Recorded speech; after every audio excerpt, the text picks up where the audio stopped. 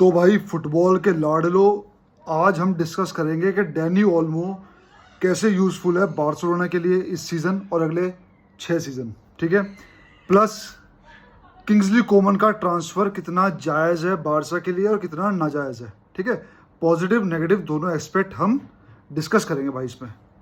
तो पहले डिस्कस करते हैं भाई डैनी ओल्मो। भाई कल मैं एक रिपोर्ट देख रहा था, ठीक है, टीवी पे, तो उसमें यह बताया कि जो यूरोज 2024 हुआ है उसमें एम्बापे खेला है 464 मिनट, 464 मिनट्स, और डैनी ओल्मो खेला है 431 मिनट, 431 मिनट्स।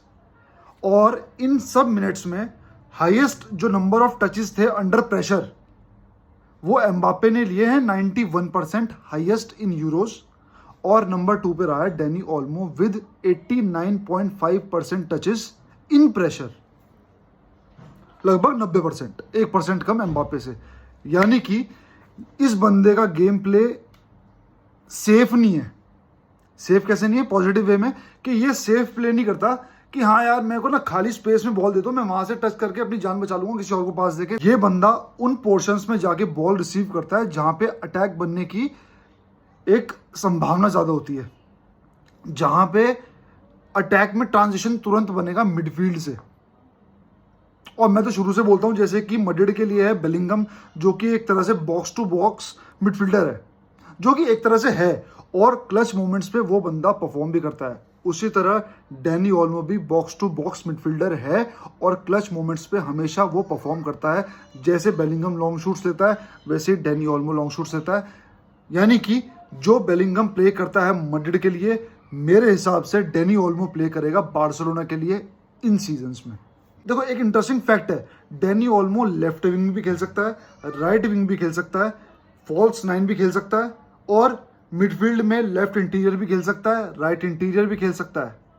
यानी कि वो पूरी फील्ड पे कहीं भी खेल सकता है। और हमने ये भी देखा कि फाइनल में जब इंग्लैंड ने हेडर लिया था, आई थिंक डाइंग मिनट्स में कॉर्नर पे, तो उस हेडर पे सेव डैनी ओल्मो ने किया था गोल लाइन पे। तो यानी कि वो बंदा एक कंप्लीट प्लेयर है। अब इंटरेस्टिंग फैक्ट क्या था कि लास्ट सीजन लीप्जिग में जितने भी मैचेस वो एज अ लेफ्ट विंगर खेला है, एज अ लेफ्ट विंगर खेला है, उन मैचेस में हर 90 मिनट में उस बंदे का एक गोल कंट्रीब्यूशन है, चाहे वो उसने गोल मारा है या चाहे वो उसने असिस्ट किया है। तो यानी लेफ्ट विंगर वो है। लेकिन न्यूज़ सुनने में आ रही है कि हैंसी फ्लिक उसको लेफ्ट विंगर यूज ना करके वो उसको अटैकिंग मिडफील्ड में ही यूज करना चाहता है, और मे बी आगे जाके फॉल्स 9 में थोड़ा यूज कर सकता है। अब यमाल खेलता है राइट विंग, रफीनिया भी खेलता है राइट विंग, लेकिन रफीनिया को हम जरूरत पड़ने पे लेफ्ट विंग पे डाल सकते हैं, लेकिन वो नेचुरल लेफ्ट विंगर नहीं है। इसलिए हम मान के चलते हैं, चलो फिर भी मान के चलते हैं, हमने उसको वहां पे खिला दिया। तो यमाल का जो बैकअप है वो कौन होगा? फेरन टोरेस। फेरन टोरेस लेफ्ट पे भी खिला सकते हो, ऐसे तो किसी प्लेयर को आप कहीं भी खिला सकते हो। और फेरन टोरेस की कहानी ये है भाई कि चल जाए तो चांद तक वरना शाम तक। तो मैं मान के चलता हूं कि फेरन टोरेस को राइट विंग पे ही रिप्लेस किया जाएगा यमाल से, ताकि उसको रेस्ट मिले। अब लेफ्ट पे बचा कौन? रफीनिया, एक प्रॉपर जो एक विंगर है, क्योंकि फेलिक्स है नहीं, ठीक, रोकेगा पता नहीं क्या होगा। हाँ, आप उनको खिला सकते हो, मे बी पाओ विक्टर को आप रिप्लेस कर सकते हो, पर वो नेचुरल नहीं है, वो मजा नहीं आएगा, वो गेम नहीं बन पाएगा जो गेम बनना चाहिए। तो अगर डैनी ओल्मो को हम रिप्लेस भी करते हैं बीच बीच में कि हाँ भाई विंग पे खिला दिया, यहाँ खिला दिया, वहाँ खिला दिया, तो हमारे प्लेयर्स को रेस्ट भी मिल जाएगा। तो ये कंप्लीट प्लेयर है। इस तरह के वर्सेटाइल प्लेयर की हमें जरूरत थी, क्योंकि गुंडागोन को तुम विंग पे खिला नहीं सकते। पेड्री विंग पे भाई पिल जाएगा एक आधे टैकल में, गावी अभी इंजर्ड है। तो डैनी ओल्मो की प्लेयर रहेगा जब तक कि हमारे बाकी प्लेयर्स वापस नहीं आते यहाँ पे। अब एक इंटरेस्टिंग आंकड़ा और है, सबको पता है डैनी ओल्मो लॉन्ग शूटर भी है और वो स्कोर भी करता है, ठीक।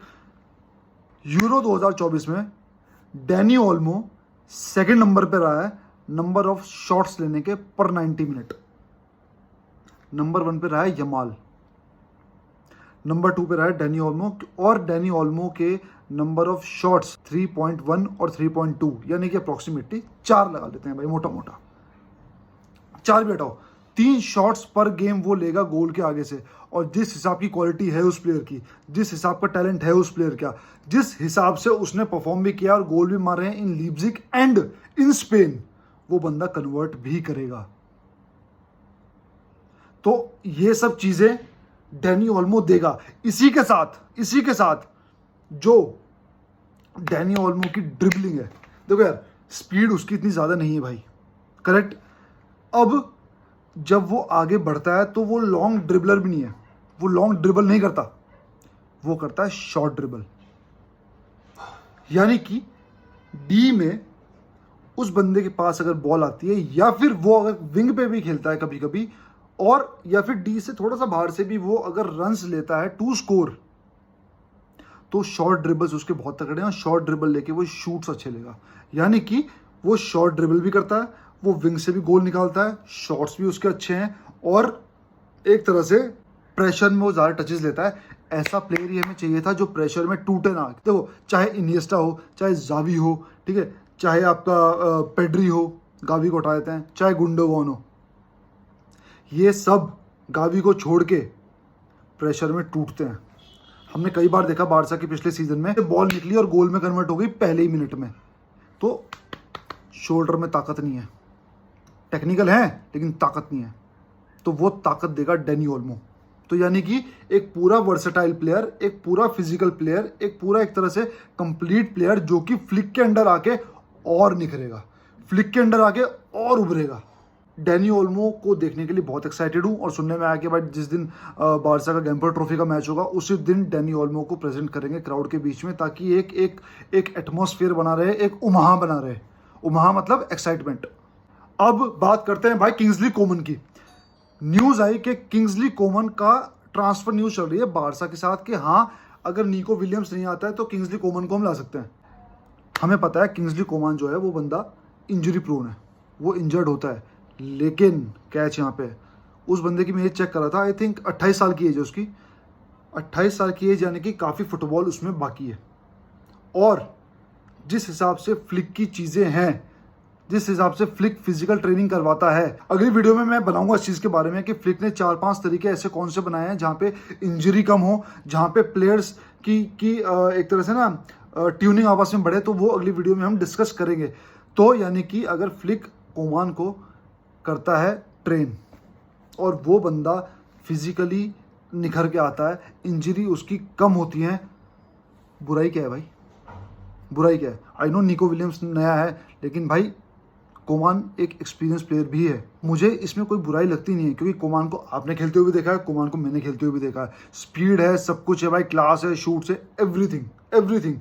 तो अगर कुछ नहीं है, यानी कि निको नहीं है, कुछ नहीं तो कुछ सही, और क्या पता कोमान यहाँ पे आके तगड़ा एक ग्रोथ मार दे यार। हालांकि उसको हमने राइट विंग पे खेलते हुए देखा है, देखते हैं क्या पता निको आ जाए, और क्या पता निको ना आया तो कोमान आ जाए। कोमान ने अगर तगड़ा परफॉर्म कर दिया तो अगले सीजन निको को लाने की जरूरत क्या है, अपने शब्दों पे बने रहेंगे ना कि हाँ भैया ट्रेन एक बार आई है बारसा की, है ना।